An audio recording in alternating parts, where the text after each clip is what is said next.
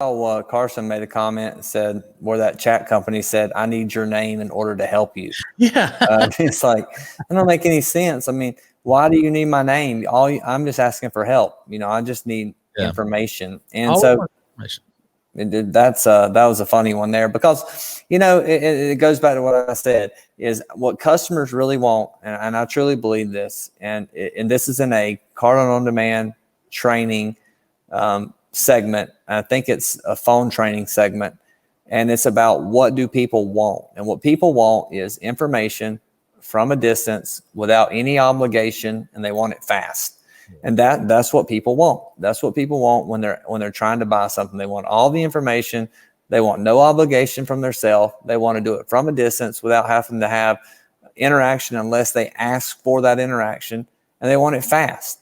And that's what, if you build your sales process around that, Billy, that's how a dealership, you can walk into a store, change nothing about the marketing plan, change nothing about the personnel, nothing, just change the sales in-store process and the sales online process to a customer-focused give program, and the dealership will pick up 20-25% in sales. That's why I always knew that no matter what a store we went into to work with, Billy, that we could always increase, without asking for any more money to be spent, we could always increase sales 20-25% by changing that sales process, moving the trade-in up front, moving information up front, and not requiring information from a customer. Because usually, Billy, when you meet someone on the lot and you say, "Hey, welcome to Billy Merritt Motors. My name's Caleb and your name is," and they say Billy, most of the time, 5 minutes later, you don't remember what their name is anyway. So why ask for information that's not even relevant at that point? Absolutely. Totally agree with you. And so I'm going to back up your point right there and tie it into what we're doing right here. So Caleb, Mr. Dealer, Caleb has just told you he could come into your store, or you could change a few things, just simply the process which you handle your customers, change that to make it more of a give type process. Well, that would increase your sales quite a bit. If you add to that, Caleb, the most squandered area is their website chat. If you took that and you added give to your website chat, which we saw our guys handle earlier, talking about the trade-in, offering them information, giving, not asking for anything in return yet. Of course, we're going to get their name. Of course, we're going to get the appointment, and that's when we'll push that appointment to you. But up until then, we're going to be giving, offering. It will change your sales immediately without costing you another dollar. Right.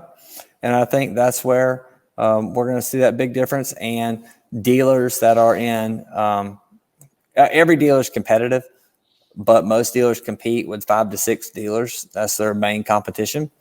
And the dealer that has our tool is going to be the one that dominates that at a faster rate. And it's kind of like Facebook events, Billy, is we would work with one dealer, and then pretty much every dealer they compete with would contact us, because everyone wanted to find out how they were having such a rapid growth in sales. So I feel like, and the great thing about the chat tool is it's going to be as big as the dealer funnels traffic to their website. And we can always recommend things to them that we don't sell, but we can show them ways to better get that traffic to their site. And that's just like some of the stuff we talked about before with merchandising and marketing. I had another dealer who had he sold additional 17 cars over the month before in a small town, just by doing the merchandising things we talked about, just by taking his pricing and having one more expensive than everything, one least expensive, a price leader, and then staggering out those cars, and then having his lot set up from least to most expensive. Just doing that, he sold more cars, because it was giving the customer what they wanted. It was making the process easy. It was making it easy for them to shop, and it was more controlled. See, when people walk into a controlled environment, people don't want to not fit in. So if you've always bought a car in this manner, where you've showed up, you told the salesman you're just looking, he let you look around, you went through all the back and forth, you went through the game, and you bought a car, that's how you think car buying should be.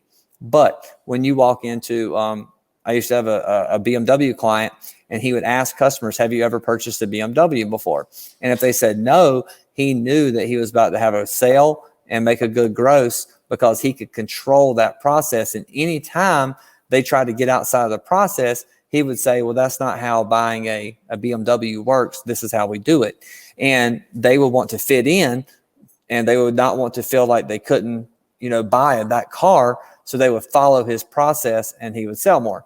If you have a set defined process, whether that's on the internet or whether that's on the lot in person, customers will fall into that process because they don't want to buck the system. They don't want to feel like they don't fit there, or they don't deserve to be able to buy that caliber of vehicle. And so they'll follow the process, which allows the dealer to sell more cars, sell them faster, and make more money doing it, and give the customer a great experience, because the customer's allowing the dealer, the process to be followed. And so that's just something that starts with chat. We set the expectation of how the deal is going to happen, and then our dealer is able to have better CSI, a faster sale, and make more money.